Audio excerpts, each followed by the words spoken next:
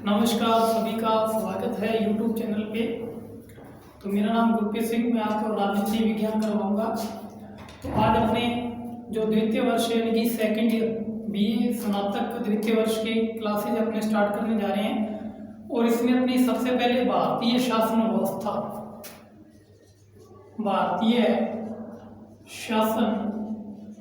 व्यवस्था पहले अपने इस बुक को कंप्लीट करेंगे और उसके बाद में जो सेकेंड ईयर में जो दूसरी बुक है प्रमुख राज्य व्यवस्थाएं, तो उनके बारे में चर्चा करेंगे। सबसे पहले अपने भारतीय शासन व्यवस्था के बारे में आज पढ़ेंगे। तो आपके जो आपके बार में जो पेपर का जो पैटर्न रहेगा वो अपने जैसी बोर्ड से निर्देश हैं उसके अकॉर्डिंग पढ़ेंगे। यानी कि पिछली बार जो एग्जाम है BA फाइनल वालों के यानी कि तृतीय वर्ष वालों के, तो उसमें थोड़ा बदलाव आया था। थोड़ा सा मैं आपको बता देता हूँ कि आपका पेपर पहले कैसे बनेगा। तो सबसे पहले जो प्रथम प्रश्न होगा उसमें आपके 10 क्वेश्चन आएंगे। पहले प्रश्न में या पहली यूनिट कह सकते हैं अपने, उसमें 10 प्रश्न आएंगे और वो 10 प्रश्न करने आपको अनिवार्य होंगे। पहले तो आपको ये ध्यान रखना है। दूसरी यूनिट की बात करें अपने, तो दूसरी यूनिट में 5 क्वेश्चन आते हैं। 5 क्वेश्चन अथवा में आएंगे, यानी कि टोटल 10 क्वेश्चन आते हैं। तो इसी से 5 के 5 ही करने होते हैं। लेकिन आपके बाद जो BA फाइनल का जो कोरोना काल में हुआ तो यहाँ से 4 ही क्वेश्चन करने थे, ठीक है। और तीसरी यूनिट है उसमें भी 5 प्रश्न होते हैं। टोटल 5 प्रश्न होते हैं जिसमें से 3 करने होते हैं। तो उम्मीद है कि अब की बार ये पैटर्न रहेगा, यानी कि ये आपका जो पाठ्यक्रम के अकॉर्डिंग पेपर का सिलेबस रहेगा और पेपर का यानी कि ये स्तर रहेगा। तो आपकी बार तो यहाँ से 3 ही करने थे, 3 में से 1 करना था और यहाँ से 4 करना था। और ये टोटल थे 10 यानी कि कंपलसरी थे, ठीक है।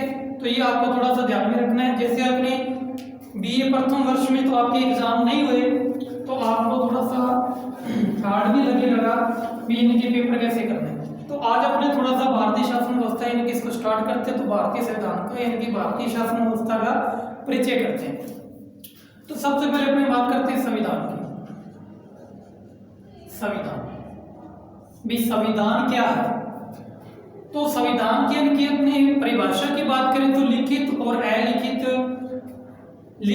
अलिखित नियमों का एक प्रारूप, यानी कि एक ऐसे कानून या एक ऐसी विधि जो लिखित और अलिखित रूप में एक प्रारूप में बंद है, वही क्या कहलाता है? संविधान कहलाता है, ठीक है। तो ये संविधान की सिंपल सी परिभाषा है। सबसे पहले अगर संविधान की बात करें यानी कि विश्व में संविधान की बात करें तो मिस्र में बेबीलोनिया में सबसे पहले संविधान कहाँ बना था? तो मिस्र में बना था, बेबीलोनिया में बना था। ये आपको ध्यान में रखना है, ठीक है, नॉर्मली। अब संविधान के प्रारूप 2 होते हैं, एक तो होता है लिखित और एक होता है अलिखित। यानी कि अगर अपने ब्रिटेन के संविधान को देखें तो वो अलिखित रूप में और भारतीय संविधान को देखें तो वो लिखित रूप में। भारतीय संविधान की चर्चा करते हैं तो भारतीय संविधान है जो ये विश्व का सबसे बड़ा संविधान है। ये आप भारतीय संविधान की विशेषताओं में लिख सकते हैं कि विश्व का सबसे बड़ा संविधान भारतीय संविधान है, ठीक है। भारतीय संविधान का अगर जनक की बात करें, भारतीय संविधान के जनक तो डॉक्टर भीमराव अंबेडकर।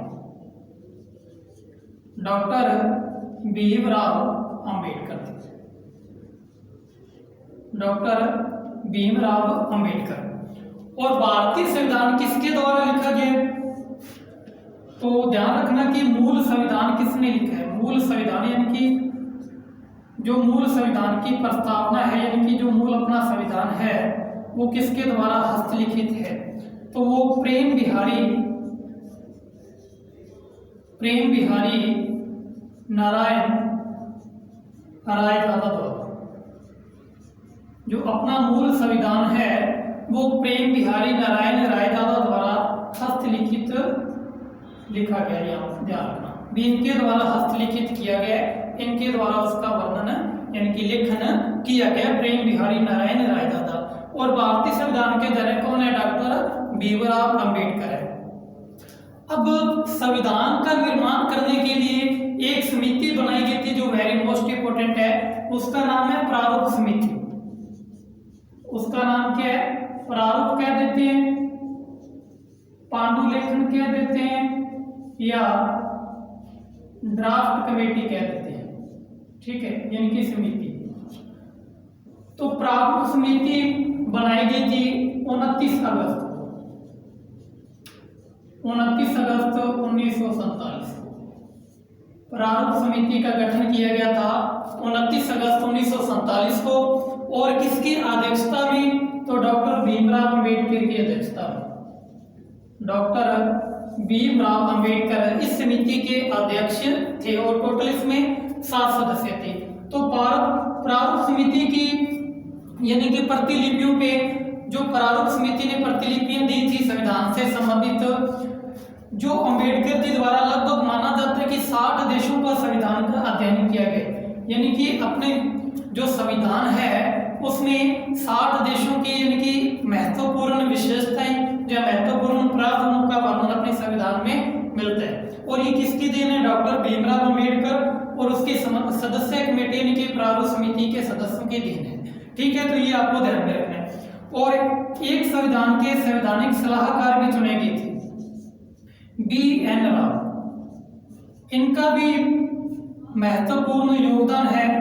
जो क्या थे? संवैधानिक सलाहकार थे, यानी कि संविधान के कई तथ्यों पे इन्होंने अपनी सलाह दी थी। ठीक है, और अगर बात करें कि अंबेडकर जी को संविधान निर्माण में चुनौती किसने दी थी, तो गांधी जी ने इसको चुनौती दी थी। ठीक है, ये क्वेश्चन कई बार इंटरव्यू में पूछ लिए जाते हैं, मैं नॉर्मल बता रहा हूँ। तो आप ध्यान में रखना कि BN राव क्या थे? संवैधानिक सलाहकार, संवैधानिक सलाहकार थे। क्या थे? संवैधानिक सलाहकार। ठीक है, तो ये अपने संविधान का क्या है? एक परिचय है। भारतीय संविधान का जनक किसको माना जाता है? डॉक्टर भीमराव अंबेडकर को। और इन्होंने कैसे कार्य किया? इन्होंने एक कार्य किया समिति के अकॉर्डिंग, जिसका नाम था प्रारूप समिति, पांडुलेखन समिति या ड्राफ्ट कमेटी। तो आपके यहाँ से छोटा प्रश्न भी बन सकता है कि प्रारूप समिति क्या है। तो प्रारूप समिति जो संविधान पे मंथन करने वाली यानी कि संविधान का प्रारूप तैयार करने वाली, इसी को संविधान की प्रारूप समिति कहा जाता है। और इसका गठन 29 अगस्त 1947 को डॉक्टर भीमराव अंबेडकर की अध्यक्षता में हुआ। ठीक है, और इसमें टोटल 7 सदस्य थे, ये आप ध्यान में रखेंगे। और भारतीय संविधान किसके द्वारा हस्तलिखित है? तो प्रेम बिहारी नारायण राय दादा।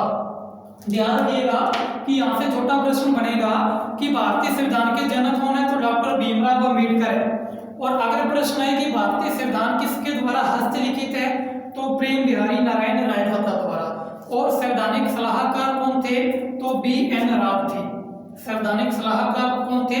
BN राव। तो छोटे क्वेश्चन भी बन सकते हैं और इसी को बड़ा क्वेश्चन भी बन सकता है। भारतीय संविधान के निर्माण की प्रक्रिया के बारे में वर्णन कीजिए। तो जब वर्णन करना होगा तो ये पूरी डिटेल यानी कि पूरी डिटेल से लिखना पड़ेगा अपने को, पूरे विस्तार से लिखना पड़ेगा। ठीक है, तो नेक्स्ट जो आज का अपना टॉपिक है, तो सबसे पहले मैं आपको भारतीय संविधान के स्रोत ही करवाऊंगा। भारतीय संविधान के स्रोत,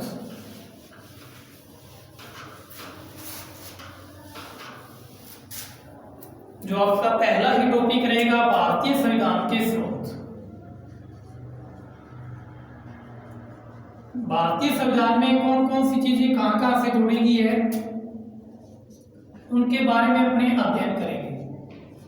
स्रोत यानी कि सोर्स भी, कौन कौन सी विशेषताएं कहां कहां से जोड़ी गई हैं, इनके बारे में आज अपने अध्ययन करेंगे। आपके ये क्वेश्चन आ सकता है, छोटी यूनिट में भी आ सकता है और बड़े क्वेश्चन में भी आ सकते हैं। इनके 15 नंबर के क्वेश्चन में भी आपके ये क्वेश्चन आ सकता है। भारतीय संविधान के स्रोत का वर्णन कीजिए। तो इसको हेडिंग दे दो पहला प्रश्न, क्योंकि अपने पास में टाइम बहुत कम है तो आपको इसी के अकॉर्डिंग पढ़ना पड़ेगा। तो जो कंपटीशन की जो तैयारी कर रहे हैं, फर्स्ट ईयर से तैयारी कर रहे हैं, उनके लिए वेरी मोस्ट इंपोर्टेंट है, क्योंकि भारतीय संविधान हर किसी परीक्षा में आता है। तो वो अपना यहीं से भी नोट्स प्रिपेयर कर सकते हैं, मैं उस लेवल तक आपको लेके जाऊंगा। ठीक है, तो भारतीय संविधान के स्रोत, तो अब स्रोत है वो अलग अलग देशों से लिए गए, तो अपने से देशों की अकॉर्डिंग ही पढ़ेंगे। जैसे सबसे पहले अपनी बात करते हैं ब्रिटेन की। ब्रिटेन का दूसरा नाम क्या है? इंग्लैंड। ठीक है, इंग्लैंड से। तो इंग्लैंड से जो सबसे वेरी मोस्ट इंपोर्टेंट कौन सी व्यवस्था रही है, तो वो संसदीय व्यवस्था रही है, इनकी संसदीय प्रणाली की व्यवस्था।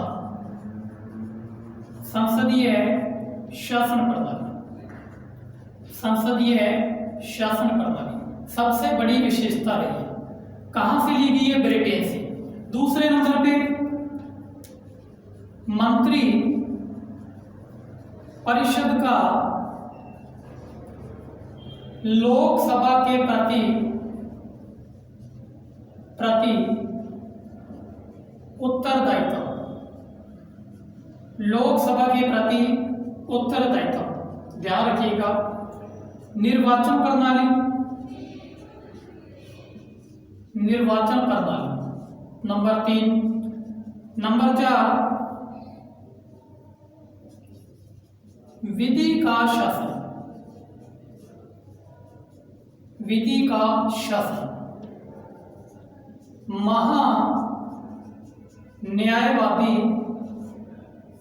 का पद, महा न्यायवादी का पद, नियंत्रक महालेखा, नियंत्रक एवं महालेखा लिखना, नियंत्रक एवं महालेखा परीक्षक का पद, नियंत्रक एवं महालेखा परीक्षक का पद, मंत्रिमंडल व्यवस्था, मंत्रिमंडल व्यवस्था, ठीक है। तो दोबारा रिपीट कर लेते हैं। संसदीय शासन प्रणाली सबसे मेन है, जो संसदीय शासन प्रणाली कहां से ली गई है? ब्रिटेन से। मंत्री परिषद का लोकसभा के प्रति उत्तरदायित्व, यानी कि जो समूह मंत्री परिषद है, यानी कि जो मंत्री परिषद केंद्र की मंत्री परिषद है, उसका जो उत्तरदायित्व होगा, यानी कि उसका जो विश्वास बना रहा होगा, वो कहां पे होगा? लोकसभा के प्रति। और यह भी प्रावधान कहां से लिया गया है? ब्रिटेन से लिया गया है। और नंबर 3 पे है निर्वाचन प्रणाली। जो भारत में निर्वाचन प्रणाली अपनाई जाती है कि इनकी सर्वाधिक मतों पे जीत, इनकी सर्वाधिक वोट पे जीत, ये व्यवस्था भी कहां से है? तो इंग्लैंड से। विधि का शासन, जो आर्टिकल या अनुच्छेद अपने 14 की बात करेंगे, विधि का शासन, ये भी प्रावधान कहां से लिए गए? ब्रिटेन से। और महान्यायवादी का पद, अटॉर्नी जनरल कह देते हैं इसको, महान्यायवादी का पद, यानी कि भारत में सबसे बड़ा विधि का अधिकारी महान्यायवादी का पद होता है। और नियंत्रक है महालेखा परीक्षक, जो इसको कैग भी कह देते हैं, इनकी सीएजी कैग भी कह देते हैं। और इसका पद भी कहां से है? ब्रिटेन से। और मंत्रिमंडल व्यवस्था भी कहां से है? ब्रिटेन से। तो ये तो है मुख्य विशेषताएं जो कहां से ली गई है? ब्रिटेन से। ज्यादातर आपसे जो छोटा प्रश्न बनेगा वो संसदीय प्रणाली पूछेगा कि संसदीय प्रणाली का प्रावधान किस देश से लिया गया, तो सीधा सा अपना उत्तर होगा ब्रिटेन से। ठीक है, तो इसके पहले स्रोत है। अब अपने नेक्स्ट बात करते हैं। नेक्स्ट अपने पढ़ेंगे अमेरिका से। नेक्स्ट अपने पढ़ेंगे अमेरिका से या संयुक्त राज्य अमेरिका से। संयुक्त राज्य अमेरिका से, संयुक्त राज्य अमेरिका से नंबर 2। तो इसमें सबसे बड़ी विशेषता है जो वो है मौलिक अधिकार। मौलिक अधिकार सबसे बड़ी विशेषता क्या है? मौलिक अधिकार है जो भारतीय संविधान में जोड़े गए, सबसे बड़ी विशेषता। दूसरे नंबर पे स्वतंत्र न्यायपालिका, स्वतंत्र न्यायपालिका। नंबर 3 महाअभियोग की प्रक्रिया, महाअभियोग की प्रक्रिया। नंबर 3 कौन सा? भी महाअभियोग। अब ये महाअभियोग प्रक्रिया न्यायाधीशों पे भी लागू होती है और राष्ट्रपति पे भी लागू होती है, ध्यान रखना। महाअभियोग प्रक्रिया यानी कि जब संविधान का उल्लंघन या अतिक्रमण किया जाता है, संविधान का उल्लंघन या अतिक्रमण। अब उल्लंघन राष्ट्रपति कैसे करेगा? मान लीजिए कि प्रधानमंत्री एक सूची बना के देते हैं कि आप इन मंत्री को आप नियुक्ति कीजिए, तो प्रधानमंत्री जो सूची बना के राष्ट्रपति को देगा, अगर उसके अकॉर्डिंग राष्ट्रपति उनको शपथ नहीं दिलाता, नियुक्ति नहीं करता, तो वहां पे संविधान का क्या हो रहा है? उल्लंघन हो रहा है। तो ये मैंने आपको एक उदाहरण दिया। तो वो महाभियोग की प्रक्रिया यानी कि संविधान का उल्लंघन या अतिक्रमण हो रहा है।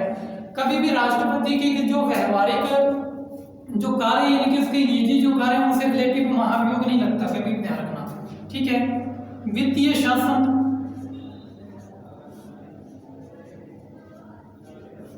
विधि का संरक्षण,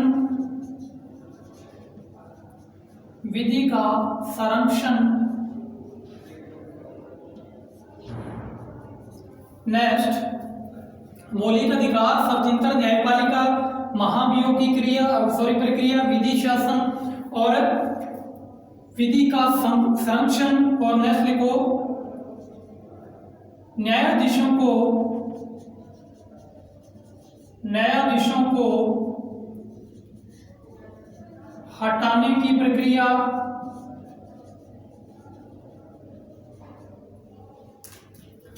प्रस्तावना का विचार, प्रस्तावना का विचार, प्रस्तावना का विचार। तो ये प्रावधान कहां से दिए गए? तो अमेरिका से। ध्यान रखना है, सबसे मेन है मौलिक अधिकार, जो अपने मूल अधिकार कह देते हैं या फंडामेंटल राइट्स कह देते हैं, वो कहां से लिखे हैं? अमेरिका से लिखे हैं। स्वतंत्र न्यायपालिका होगी, यानी कि भारत में कैसी न्यायपालिका होगी? स्वतंत्र न्यायपालिका होगी।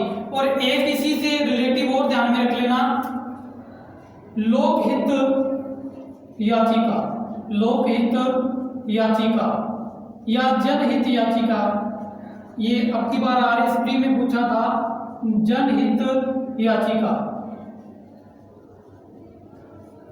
और SI में क्या प्रश्न पूछा था, मैं आपको थोड़ा सा कंपटीशन में बता देता हूं।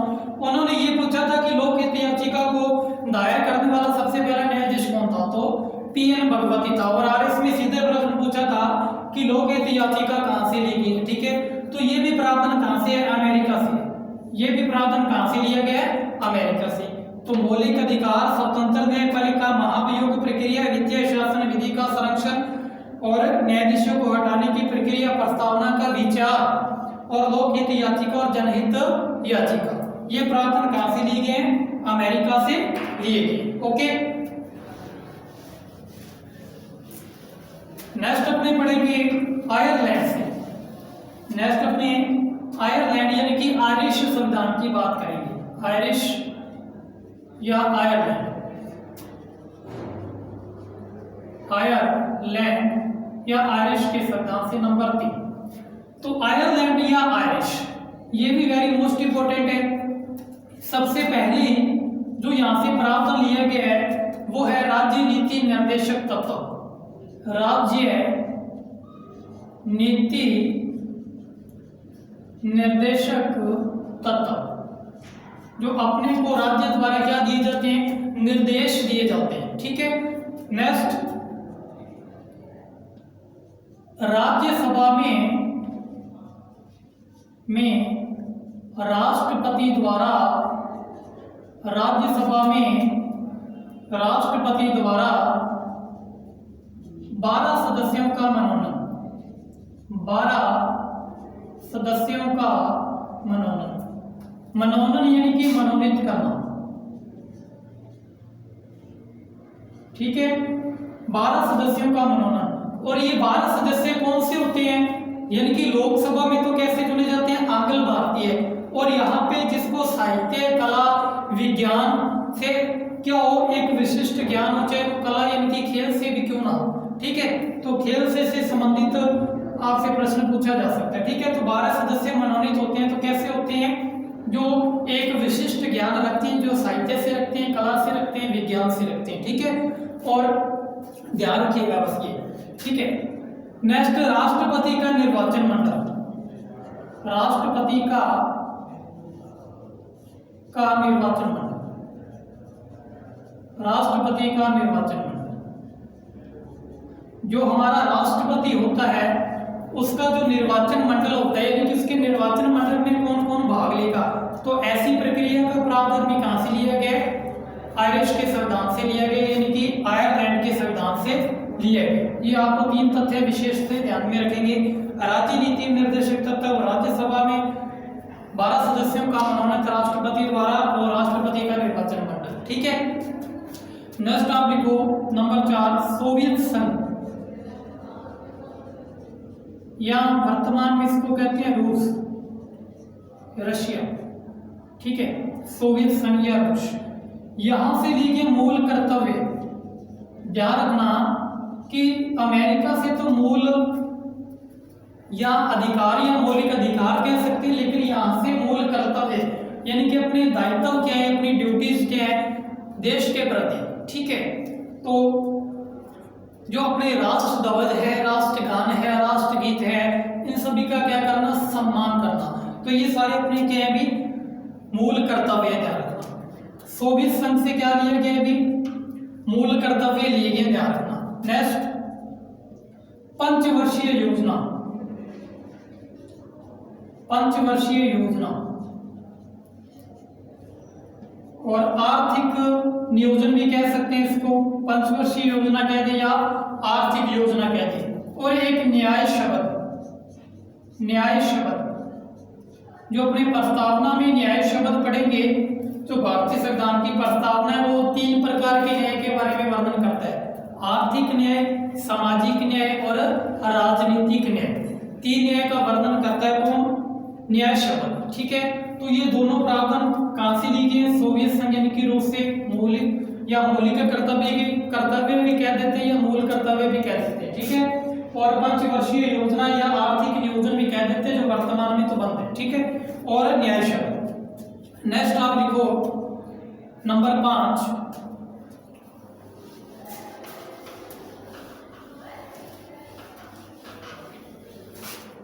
कनाडा।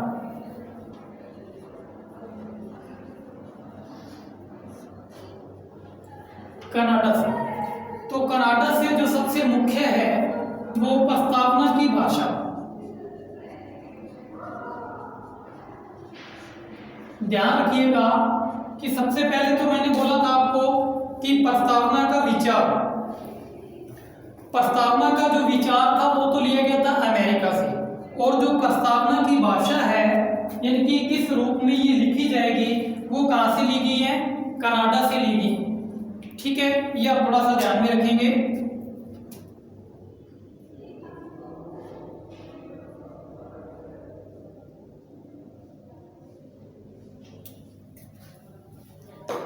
तो प्रस्तावना का विचार कहां से लिए गए, कनाडा से। और जो प्रस्तावना की भाषा है, सॉरी इसको चेंज कीजिए थोड़ा, प्रस्तावना की जो भाषा है उसकी अगर अपने बात करेंगे तो वो चली जाएगी ऑस्ट्रेलिया से। कहां से चली जाएगी, ऑस्ट्रेलिया से। तो पहले हेडिंग चलो ऑस्ट्रेलिया ही लगा लो। प्रस्तावना की भाषा कहां से ली गई है, ऑस्ट्रेलिया से। और प्रस्तावना का विचार कहां से लिए गए, अमेरिका से लिया गया, ठीक है। ऑस्ट्रेलिया से और क्या प्रावधान है, तो सशक्त केंद्र, सशक्त केंद्र यानी कि केंद्र को मजबूत किया गया, सशक्त केंद्र, ठीक है। अब लगाओ कनाडा।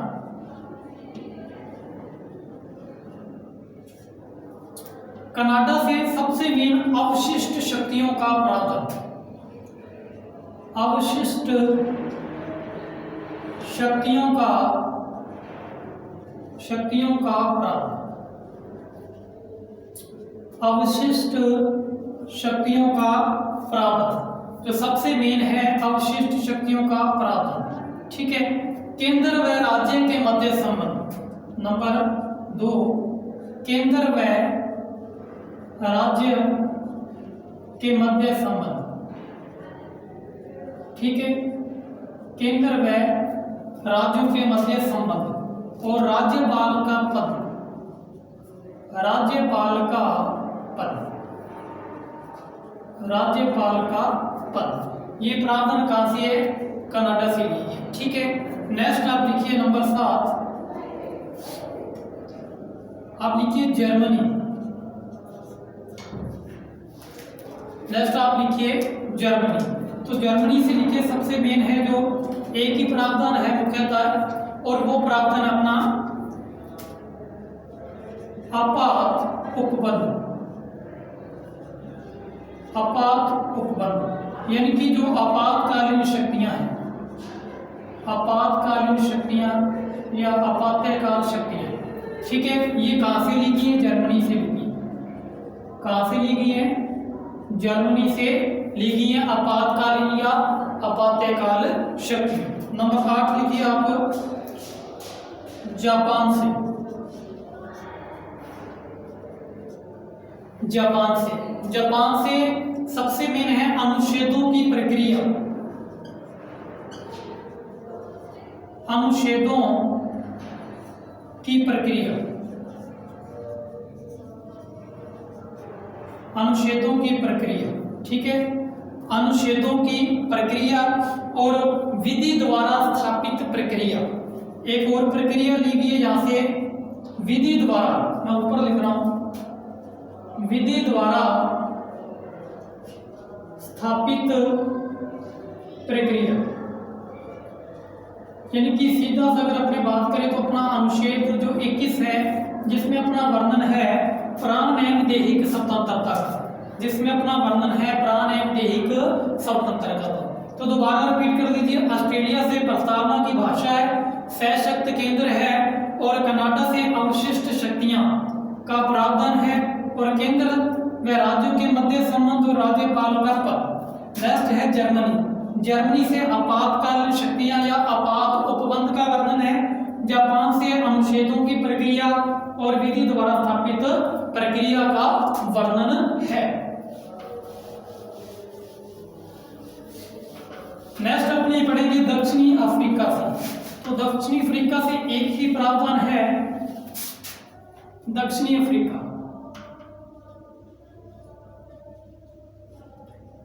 दक्षिणी अफ्रीका से आप लिखिए संविधान संशोधन प्रक्रिया। संविधान संशोधन प्रक्रिया, संविधान संशोधन प्रक्रिया, ये कहां से ली गई है? दक्षिणी अफ्रीका से ली गई है संविधान संशोधन प्रक्रिया, ठीक है। ये भी काफी बार आपसे पूछा जा सकता है, नॉर्मली छोटा क्वेश्चन भी आ सकता है कि संविधान संशोधन प्रक्रिया का वर्णन कहां से।